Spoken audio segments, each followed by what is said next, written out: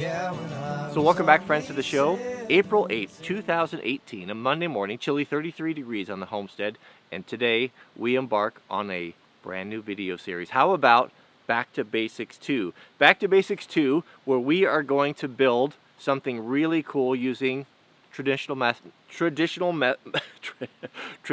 methods as much as possible. So let's take a look at the natural resources or the raw materials and see if you guys can figure out in the next few episodes what we're going to be building. This is where it all starts. Here's our natural resource. So what we have here is we've got what do we have, 24-incher? A fir that Jack and I took down last winter that's been laying here in preparation for this project here. What do we have? So it is a foot and a half, so 18 inches or so right there at the butt. And I think it'll be perfect for what we need. So the problem being is that this went down and is straddling the creek, and right in the middle of the creek is where I need to cut it. So we need to get it out of here and moved up to the location where we can start doing our joinery. Let's back it up a little so you can see the full picture. So there is the fir in question that we need to get out of the creek bed. And I've got a bunch of this wood that we cut that we haven't finished up here, some big rounds and stuff we need to get out of the way. But the idea is to take the tractor here and grab this with the frostbite and pull it back up here where I can buck it to length. Then I think we can maneuver it out of here. It's going to be a little bit tricky because we've got a lot of trees in here, a lot of mature trees, and it's a pretty long stick. But I think with a little bit of manipulation, we can get everything out of here without barking up any of the trees.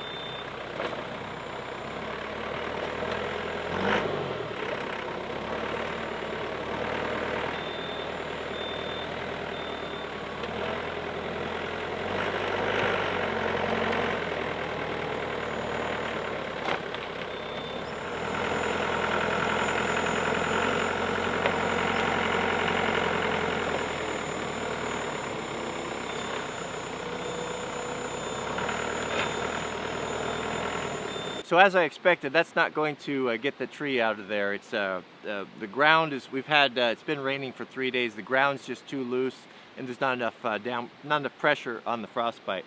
So we'll line this up here. I'll buck it over the stream, just buck it from the top. Hopefully it don't fall in the creek. And then we should be able to, at that 30 foot, we should be able to get it down. The whole thing overall is about 80 feet long. So that's a lot of weight for green fir for a tractor to pull. So let's fire up the saw.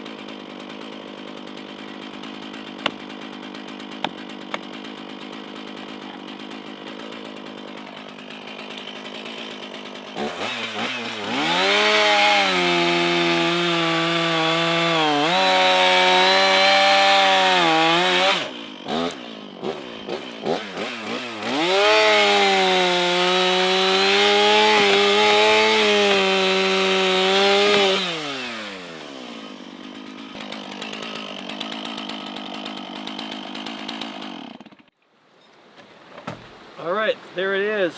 Boy, I cut my finger. A beautifully straight, perfect. This is even better than I thought it was going to be. 30-foot plus trim, 30 what? Cut it 30.5 feet. 30-foot Douglas fir. Absolutely stick straight. So that's going to be. Whoops, that's going to be really, really nice. It's heavy. I might not be able to get that out of here with the just by grabbing it with the frostbite. We might have to use some more traditional methods here. But let's give it a try. We'll see if we can get it yanked out of here. If not, we'll go get the Jeep hood and do it the hard way.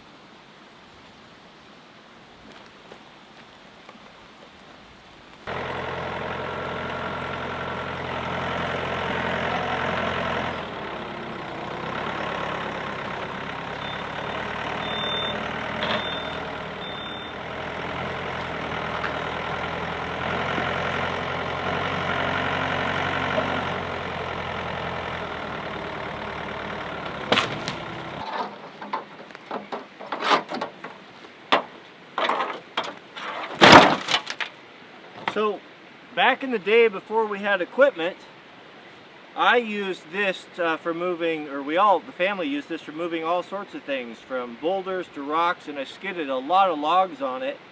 It's an old it's a Jeep TJ hood.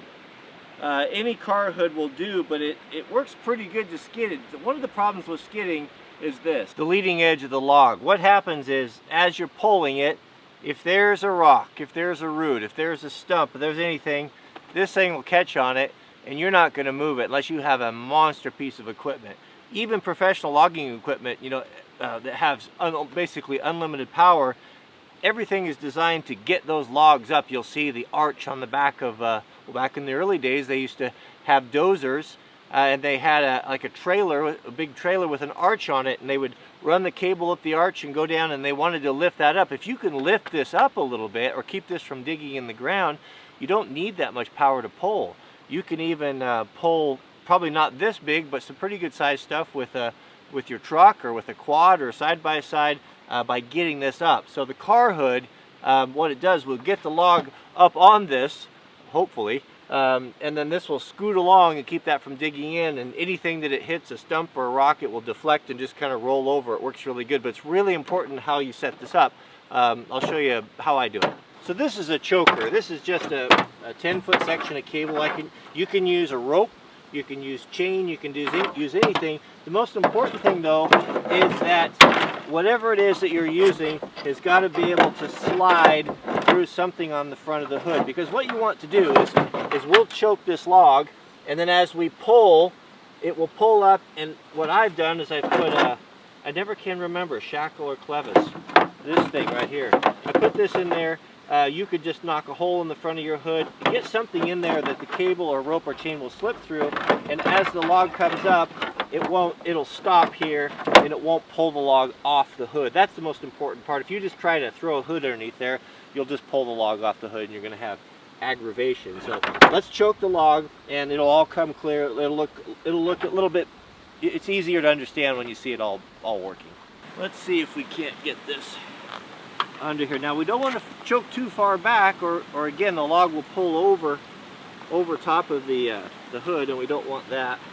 I'm hard to ground here, so we'll have to dig this out a little bit.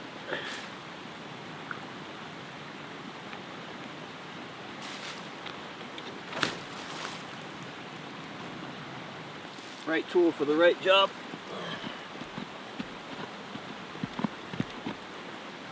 Oh, I'm on a root.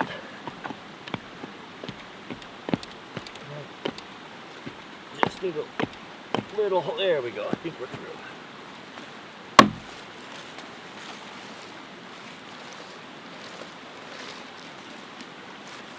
You can hear the axe purist now. Okay, this is good, we got through here. So again, most people are not going to have choker cable. A chain will do the same thing. What you want on your choker. Chains on the other hand, I probably wouldn't recommend using a rope. What happens is you'll just burn through it. So ropes are not very abrasion resistant, and if you drag them along, if you hit rocks and stuff, they'll just sever them right away. And it's probably better to use a chain cable, is my favorite.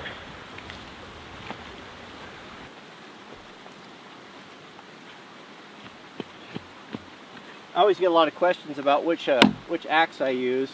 I have several, but this one's my favorite. Those of you guys who follow the channel know that. This is the Swedish-made Grand Forsbruck small forest axe for just homesteader types or just working with on your own land.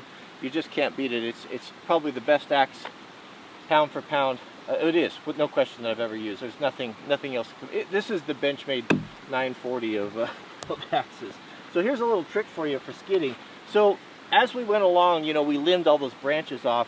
Now on the bottom side, you can't always get to those because it's laying in the dirt, and you get these nubs that stick out. Well, that creates quite a bit of friction when you're skidding. So one trick you can do is when you're setting your choker is if you can set the cable so when it comes tight down here underneath. As we pull, sometimes it will roll it around so the top side that we cleared, which is nice and smooth, will be on the bottom. And that way you need less power to move that log. So it doesn't always work, but usually you can, by the way you choke it, you can manipulate the log somewhat. So that's what we're gonna shoot for here, is that it will come tight underneath and roll that up. Now we can go through our hood. Take the end of your choker, now just go through there, and we can go back and tie onto the machine or winch or whatever you're using. Now you can see how that works. That log won't go any further than this. It'll stop right there, and it'll just be on its merry way. We may not be, I may not be able to get this out of here with this tractor because I am pulling uphill and the ground is really, really soft. So we'll take it slow and see how it goes. If not, we might have to come in here and winch it up. But we'll give this a try first. That's all the time we have for today's show, but we will pick up where we left off next time. I am looking forward to this. I think you guys are really going to enjoy this project. It's ambitious, but we'll certainly see it through. One question, though, for you guys, and I will put a poll up on the channel for this that you can vote, and you by and large, I mean, you as my subscribers can dictate how you want this series to unroll. Would you like me to do it like the traditional one, where I just showed how to do things with a camera, visually rather than talking? I don't even think in the original Back to Basics series, I don't think I even spoke on it, which was really fun and nice to shoot because I get very tired of hearing my own voice with all the editing that I do, but it's probably worse for you guys. But let me know, would you prefer, should we shoot the rest of it in that format with just some nice music, the relaxing style, and I'll go into extra detail with the camera and show every step? Or would you prefer that I narrate and talk a little bit about what we're doing, and hopefully not too much, and kind of explain the process and working through these things? So I'll put that vote. I'll put that up to a vote for you guys, and whatever the majority is, that's how the Back to Basics Series 2 will be. All right, so we are really excited. A big week coming up. We are Wednesday. What's today? Monday, April 8th. Wednesday, we will be leaving to go down to Southern Oregon to Thunder Ranch for our Urban Rifle course, our couples course that we put on that sold out very rapidly. I think it sold out within an hour, and there's going to be 10 of us. So we have couples going down there. It's going to be boy and girl, I guess, man and woman, and we're really looking forward to that. It's going to be super fun. The funny thing, I'll share a story with you. Mrs. W, of course, as you know, is not a gun person. And so a lot of these things are new to her, and she grabbed me the other day and said, you know what, I don't want to go there and look like look completely naive and not have a clue what's going on. Can you show me how to work an AR-15? Can you show me how to use it? And I said, yeah, we can certainly do that. And I have 2 ARs. I've got a Franken build that I did years ago, which is fine. It's nothing super fancy. And then of course I've got my dream gun, which is my Daniel Defense. Well, I had everything all pimped out on my DD, and I was really looking forward to using it. And unfortunately, Mrs. W accidentally picked up my rifle off the tailgate when we were going out to shoot instead of the Franken gun.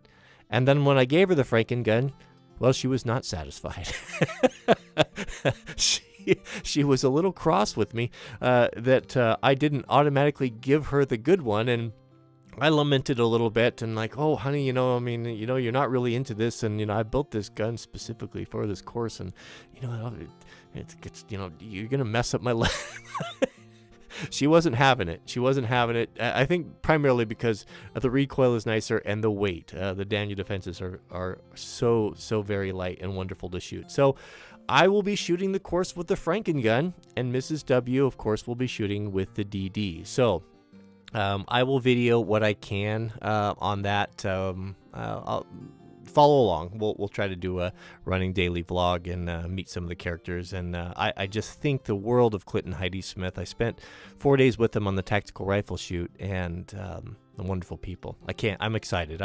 I get excited about a lot of things, but I'm really, really excited about this. So anyway, we'll pick up on the Back to Basics 2 when we get back, but we've still got quite a bit to go. So thanks for watching. Don't forget to click the thumbs up. If you'd like to get yourself a nice gift or a gift for your loved ones, I invite you to go to our Amazon store, wranglermart.com.